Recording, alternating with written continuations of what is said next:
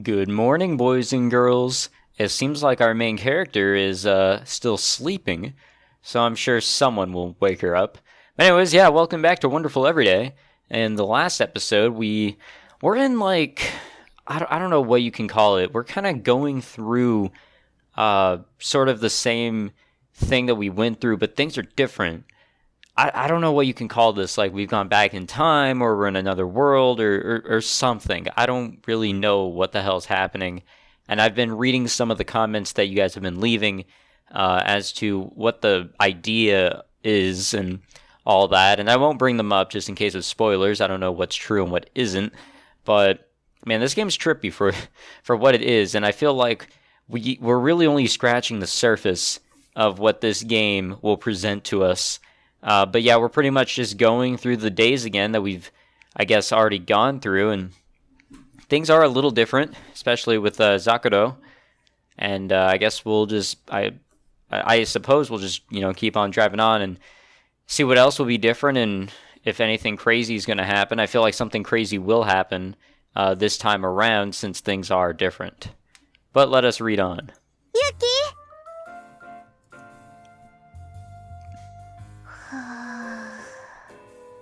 Well, at least, there's two people here to wake her up. Yuki, 起きなきゃダメだよ。いつまでも寝ていると遅刻しちゃうよ。Wait, how the fuck did they even get into her house? 朝なんだから起きなきゃダメだよ。ユキってば。起きようよ。じゃないってば。また遅刻しちゃうよ。And she is grinding on the sleep. またいびきかいてる。仕方ないな。どきなさい。Thunk. I don't even know what to say to all this. 起きたら折れる背骨が。ユキ、早く起きないと怪我しちゃうよ。怪我すると思うならやめさせてください。ダメよ、やめたらまた寝ちゃうでしょ。昔からあなたの行動は進化ないもの。寝ない、もう寝ない所存。頼みますから布団の上で正座しないで。ダメよ、口でいくら言ってもちゃんと起きないと信じられないからね。あんたバカか。なんですって、起こしに来てあげたのに逆ギレ。こっちがキレるわよ。Oh, I feel like we've already accomplished that one. いや、違う、やめ、背中グリグリするぞ。お姉ちゃん。司は黙ってなさい。このバカが起きるまでやるんだから。Technically she can't get up if you're on her. お姉ちゃん。背中に乗ってたら起きられないと思うよ、ユキ。ああ、そうか。そういう説もあるか。That's not even close to a theory. 説じゃない。誰がどう見ても事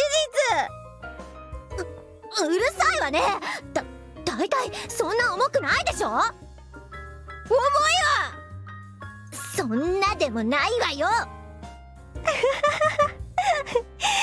もういいから降りてあげようよ、お姉ちゃん。私は死ぬかと思いました。ごめんね、痛かったよね。No, I think it did. I'm gonna bet money that it actually did hurt her. いいのよ、ユキは大げさなんだから。No, I don't think she's exaggerating. 重量級。すぐ殴る。I feel like when they make the sound effects, they're exaggerating that. It's like they're getting a fucking, phone book, the thick-ass phone books from way back in the day, and they're just slamming it on the table. あなたが失礼なこと言うからよ。or they're slamming the fucking book on someone's dome just to make things a little bit more realistic. でもまあユキは理由つけてすぐ寝るから仕方がないところもあるよ。仕方がないわけがあるか。起こすたんびに背中に乗られたのでは命がいくらあっても足りんわ。でもさ、ユキがちゃんと起きれば命は一つで十分だよ。いくつあっても足りないことなんてことはないんだよ。と言いますか、起きない場合は命は一つじゃ足りないのでしょうか。そうなるのかな。若月姉妹はアホ組織ですか。そんな大掛かりな組織じゃないよ。二人だし。 Valid point. 遅刻ばかりして単位足りなくなって卒業できなくなればいいんじゃないの。そんなこと言ってお姉ちゃんが一番ユキのこと気にしているのに。そんなこと。もうこんな時間。早く起きないと遅刻しちゃうよ。ああ、いいわかった。とりあえず朝はチッコが立ってるから部屋の外に出て行ってください。What? 何よ、ユキは女の子でしょ。女の子だって心にチッコぐらい持っているわ。Do they? 心なら見えないから大丈夫じゃないかな。それ以前に心のものなら制御しておけよという話だと思う。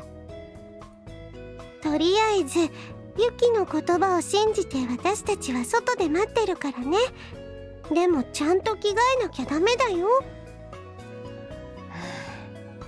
朝から背中に乗ってくるとは非常識なやつだ、鏡は。昔はもっと優しい少女だったのに、どうしてあんな破天荒な行動に出るようなおばさんになってしまったのでしょうか。何がおばさんよ。聞こえてる？ Well, when you're thinking out loud like that. 当たり前でしょ。と言いますか、鏡さん、ドア越しに耳当てて聞いていませんか？だって好きあらばユキはすぐ寝ちゃうでしょ。小学校の時一度ユキが起きるっていうのを信じて外で待ってたら昼間まで待たされたんだから。それはそこまで待っている鏡にも問題があると思うけどな。あなたが信じろと言うから信じたんでしょ。だからって4時間以上も普通待たないと思うけど。でも待ってる途中でお姉ちゃんは寝ちゃったから。ならお互い良かったのではないでしょうか。そんなわけないでしょ。あなたがそうなんだから私はあなたに優しくなんかしないって決めたんだから。さてとシャワーシャワー。だからそんな時間ないでしょ。時間があるかないかとか関係ないよ。シャワー浴びないことには始まりませんがな。関係あるわよ。遅刻したら私たちが起こしに来た意味ないでしょ。そんなことない。参加にこそ意味はある。こんなもん参加して何の意味があるの。健全なる精神は健全なる肉体に宿るって言うじゃん。アホか。なんであんたを起こしに来ると健全な体になるのよ。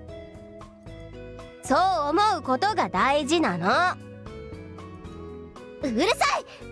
行くわよ。Kagami pulled my hand forcefully. うわあ、とりあえずパンツを履かせて。ユキ下半身丸出しなの。 Oh no! だからシャワーを浴びる気満々でして。Kagami sighed. わかりました。ユキの望み通りシャワー浴びてもいいでしょう。さすが鏡は話がわかりますね。まるで昔の優しい鏡に戻ったみたい。さ司行くわよ。このバカ置いておいて。ひどい。だったらさっさとシャワー浴びろ。 Yeah, alright. せっかくシャワー浴びたのが台無しだよ。汗だらけだ。 Good question. ユキ、もう少しゆっくり走ってもらえると嬉しいかな。お姉ちゃんも大変そうだし。このぐらい平気よ。鏡はそう言ってるわけですが、お姉ちゃんの痩せ我慢なんだよ。そうか、痩せ我慢でついてきますか。さすがは鏡ですな。実は結構私は本気で走ってるのに。もしかして私たち置いてきぼりにするつもりだったのかな。そんなことはありません。ただ鏡が倒れたら鏡の看病も兼ねて喫茶店かどこかで休もうかなと思ってただけだった。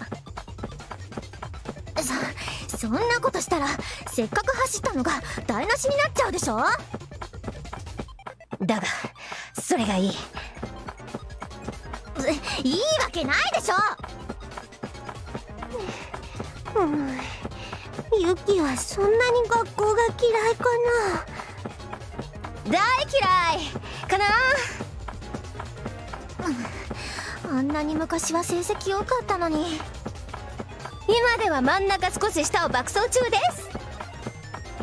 真ん中少し下って、それのどこが爆走になるのよ。いやね、気分だけは大爆走な感じなんでね。でもね、私でも少し腹が立つんだよ。突然何が？だって勝ち逃げみたいじゃん。勝ち逃げ？誰が？だって子供の時はユキってすごく頭良くて、私たちはよく比べられて、散々肩身が狭い思いをしてきたのに、今じゃ全然ユキはやる気なし。まるで勝ち逃げだよ。でも今は私の方がバカなんだからいいじゃん。そうでもないよ。私たちはユキの肩身が狭くなるほど成績も良くないし、それにどうせユキは進路決定時期になるとまた成績が良くなるもん。You know, this is completely off topic, but I am very impressed with how they're running and having a very coherent conversation. Back when I was in cross country, I couldn't talk and keep a conversation with anyone, even myself. そうね、なんやかんや言って私たちと同じ学校受かってるし。 I meant to say even with myself. Sorry guys, I'm a bit of an idiot as well. いや、あれはたまたまでね。今は本当に授業についていくのですらやっとだから、次の進路とかではそのまぐれも続かないってばさ。前もそんなこと言ってた。進学はそんな簡単じゃないって。でも簡単に受かってた。それはたまたまでね。世の中そんな簡単なことばかりじゃないって。そういうのが嫌味だっていうのよ。だから今回の夏休みはすごく勉強してやる。じゃないとすぐにあんたに追いつかれちゃうから。追いつかれないくらい勉強して、今度こそあんたをバカにしてやるんだから。買いかぶりすぎだよ鏡。そういえばそろそろ夏休みだけど、ユキは学校が大嫌いだから、休みになるとやっぱり嬉しいのかな。いや、別に鬱陶しい授業は全部サボるから、休みになろうがなかろうが実は私には関係ないんだけどね。ユキはどれだけ自由人なんだか。自由って素晴らしい。どうでもいいけど、走りながら喋るの少しやめない？お、さすがに弱音ですか。違うわよ。や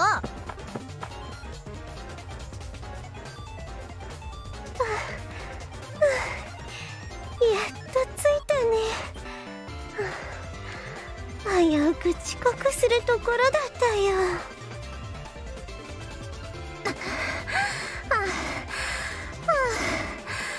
危ない、危なかったわ。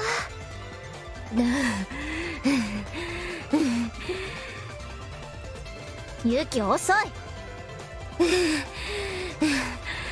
なんで私の手には若月姉妹のカバンがあるんでしょうか。じゃんけんに負けたからでしょうが。じゃんけんで負けた人間が荷物を持つと言い出したのはユキだったよ。だって鏡が走るのつらいつらいって言ってたから、新ルールを導入しようかと思って。あれだよ、新ルールはいつだって敗者復活ののろしなんだよ。誰も敗者じゃないわよ。でもそんな大変だったお姉ちゃんが負けたらどうしたのかな。 Why are they back to the idle chit chat? うん、その時は鏡だけが遅刻だね。その場合はカバンがないから遅刻しなくても私たちだってまずいんじゃないかな。なら全員遅刻でいいんじゃないかな。全然ダメじゃない。 Ding dong, ding dong. あれ、どうしたのお姉ちゃん。ああ、いやね。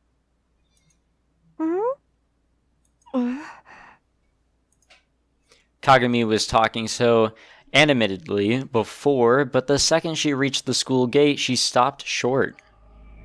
For some reason, she was glaring at the school building. I wonder what was up. Even if it was nothing, her face scared me. She looked really scary the way she was glaring at the building. どうした鏡、なんで校舎にメンチなんぞ切ってるの？はあ？なんで私がさっぱらから校舎にそんなことしなきゃいけないのよ。してたもん。なんかすげえ目つきだった。すげえヤンキー目。そんなすごい目つきじゃないよ、多分。それでなんか気になるの？ああ、なんでもない。Hmm. うん？ And then suddenly, Tsukasa started looking at the building in the same way. The two of them glared at the building. I might be stating the obvious here, but this was unusual for them. Why were they staring at the school we'd been going to for years? I didn't understand. なんだよ、双子で不気味な連中だな。どうした司まで。なんでもないよ。なんでもないって顔でもないんですが。司、お姉ちゃん、なんだろう、なんか変な感じ。変な感じ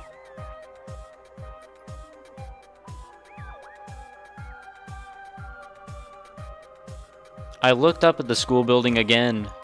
The building seemed like it was 10 or 20 years old. The design wasn't really out of the ordinary, and nothing had changed from yesterday. I would have understood the reaction if it had been transformed into a futuristic building C that only looked like our school building but could actually transform into a robot. But I really didn't see anything wrong. 別に変わった感じなんかしないけど。そうなんだけど。急ごう。もうチャイムが鳴る時間。本当だ。The same scenery. Nothing had changed at all. but something about the rays of the summer sun and the deep blue sky felt a little off. That was all. どうしたんだろう。なんか学校中ざわついてるよ、お姉ちゃん。何かあったのかな。何を立ち止まっているのかな。遅刻したいのですか、二人とも。あ、ごめん。待って。Something definitely happened. Chatter, chatter. Chatter, chatter, chatter. Okay, we get the fucking point. I opened the classroom door. The same classroom as always. The same faces as always. But still, something was different. The classroom was loud and chaotic. やっぱり3組のらしいよ。なんか聞いたんだけど、他の学校のやつと一緒にだったみたいだよ。マジでそんなことあるの？超怖え。 Who's that? You don't know? She really stood out. She had really long black hair. Black? She seemed like a total bimbo. She was in the classes we had along with Class 3. She had a long bob cut. The screen is getting darker. The one with huge boobs who acted like she was in The Grudge, or some horror movie like that. Yeah, the crazy Grudge girl. She had huge boobs. She was always alone. Ah, yeah, I remember her. でもさ、3組の白山くんに続いてじゃない？なんか怖いよね。Okay, so something happened to Zakuro. でもあれは事故じゃない。でもさ、あれってばついこの間じゃん。怖いよね。こんな短期間にこんなことばかり起こるなんてさ。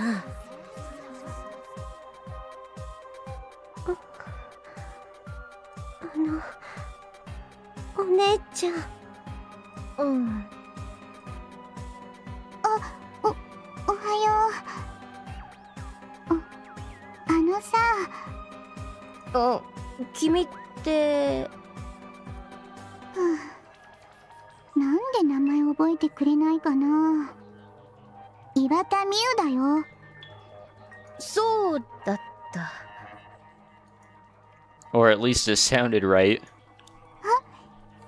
今日も可愛い二人連れてるんだね。可愛い二人？ She gazed at Kagami and Tsukasa. Why did she call them that? I thought Miu was friends with Kagami and Tsukasa. それより、この状況って何があったの？まあね。なんかね。Well, what is it? なんか？ねえねえ、隣のクラスに高島っていたじゃない？高島さん？昨日、ユキが話してたっていう高島さんかな。高島さんがどうしたの？ Takashima, excuse me, from the next class over. And the girls I met yesterday in Suganomiya. 高島が自殺したんだよ。Alright. そんな。自殺Takashima-san committed suicide. さ、高島さんって隣のクラスの高島ザクロさん？そうそう、少し暗い感じのする子いたじゃない？おかっぱの黒髪の。あの子、昨日の夕方、駅近くのマンションの屋上から飛び降りたらしいよ。Yo, what the fuck? 12階のマンションから飛び降りたからすごかったみたいだよ。他の学校の生徒2人と。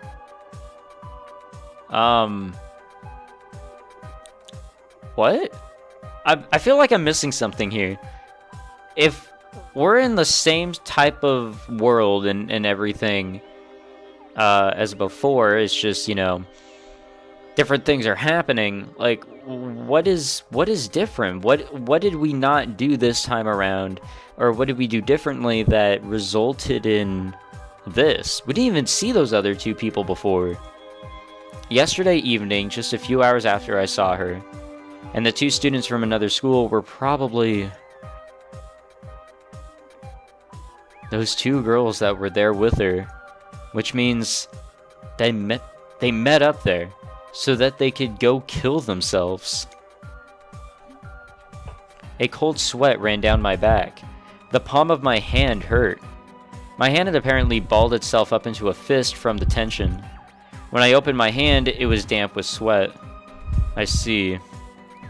I was terrified. I was a lot more upset than I would have expected. First, I needed to calm down and think. There are plenty of ways to calm yourself down. One of the ways is to look at your situation from the perspective of an outsider. It's the way I prefer. First off, I didn't really know her all that well. She was just a girl I met. A girl who was prepared to commit suicide that same day. And that's the part that made me feel uneasy. Any normal girl would have felt uneasy about that. But does it explain why I was so upset? Of course not. That's just the first part of it. There's something much more important. The kiss. I was kissed by a girl who was about to jump off a roof and kill herself. By a girl who I thought I didn't know very well. That's the reason why I was so shaken. And worse, the incomprehensible things she said after that. Those mysterious words that came out of her mouth could be taken in many different ways, depending on the interpretation. 力分けておきます。あなたにはこれからすごいことが起きますからね。空いっぱいの不安な言葉。Those vague, philosophical, mysterious words. And after that? 私があなたに恨み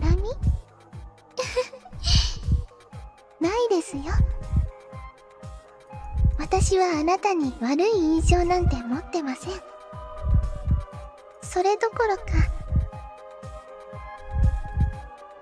She talked about her impression of me. And then after that, what she did. Suicide. 冷静にあまり深くは考えずに Right. It's dangerous to think too much about a suicidal person's actions. You don't want to speculate on something like that. A lot of her words were definitely puzzling. They were more than enough to scare me. But they were just the words of an unstable, suicidal girl. It would have been absurd to take them at face value. Let's look at the situation calmly. That was just before she committed suicide, so she wasn't stable. And she just so happened to see a girl she knew from school. In other words, me. She was full of doubt and fear, and in her last moments, she just wanted to talk to someone she knew.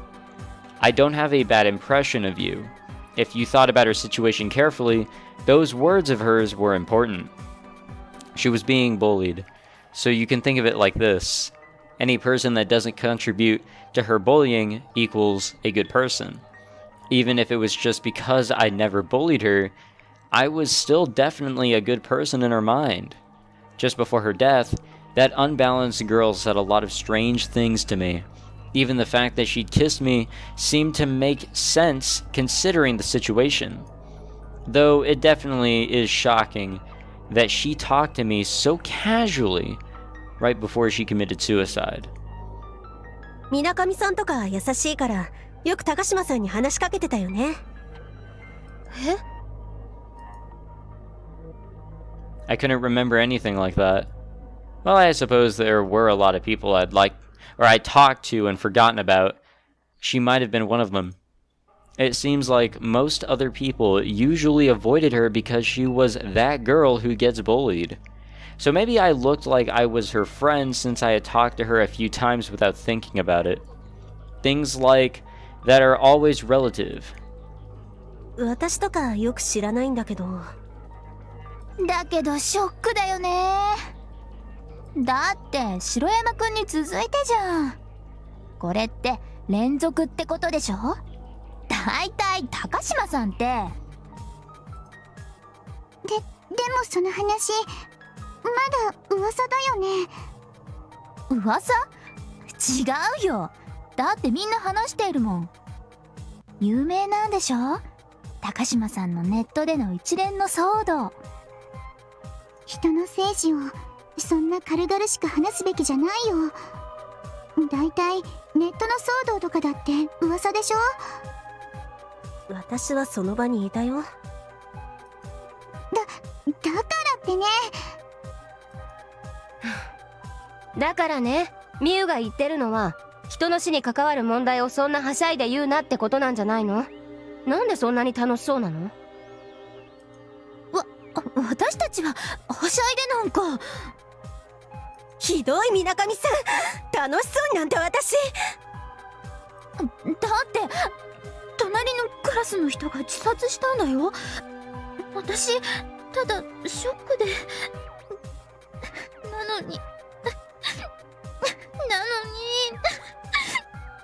なんでそんなこと言うかな。ショックですか。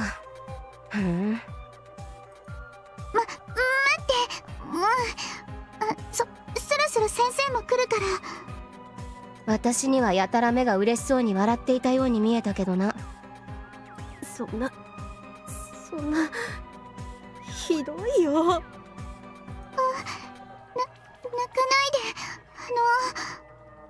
で。図星を言われて罰が悪いので泣いてるのかしら。ユキ。鏡。 I was surprised. Kagami was glaring at me. I suppose that's what I should have expected from Kagami.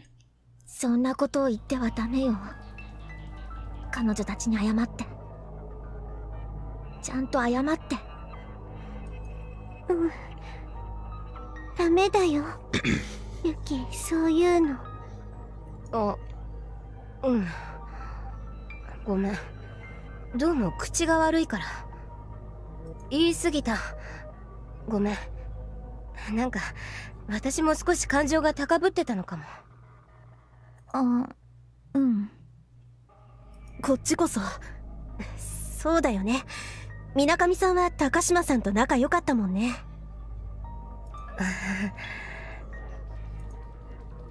We really weren't friends. I laughed and sat down, but I was coming up with retorts on the inside. The smile is the most important tool in ensuring smooth human relations. I could just end it there and stop talking to her. I sat down and looked at Tsukasa and Kagami sitting next to me. It looked like they were both pretty upset. はいはい。皆さん座ってください。The chatter in the classroom instantly evaporated when the teacher appeared. Of course, that wasn't because of the teacher's authority.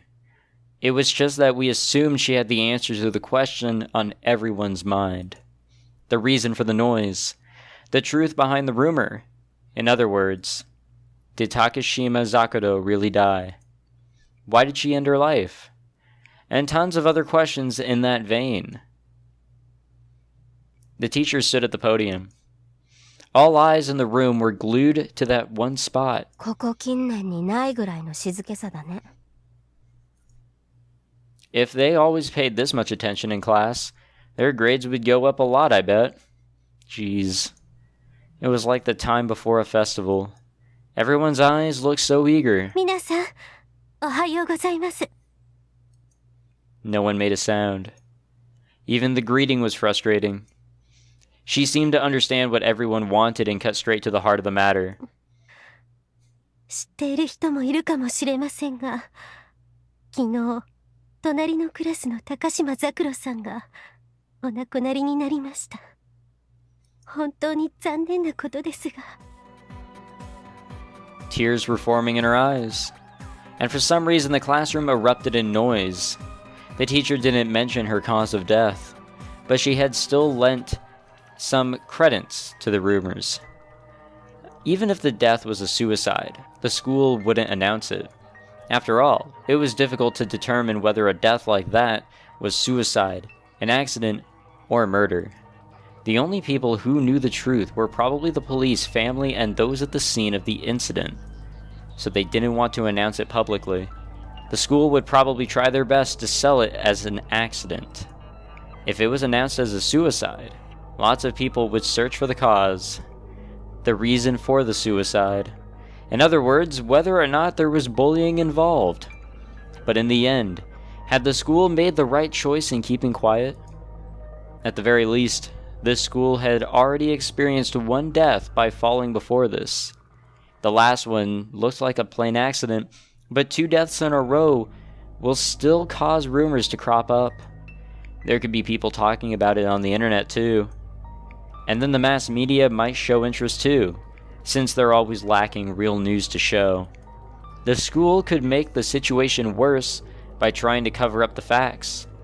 The younger generation knew with the way information spread on the internet, trying to cover something up with just leads to more speculation. Chatter, chatter. And a lot more chatter. It was really loud. They were probably bottling it up while the teacher was talking. The chatter from before didn't even compare to the noise that was filling up the classroom. People turned and talked to the person behind them. People broke into tears. People yelled. It really was as noisy as a festival. I sat in the middle of that thinking, crying people are an eyesore. I couldn't help thinking that since it was the only thing that came to mind at the moment. 皆さん、静かにしてください。聞いてください。 Chatter, chatter. Yes, we get it. There's a lot of talking going on. The teacher tried her best to calm down the class, but the students weren't listening to a word of it. Just a little while ago, I had seen this same scene unfold. Even if it was someone no one cared about, if that person dies, this is the result. It was really amazing. Jesus.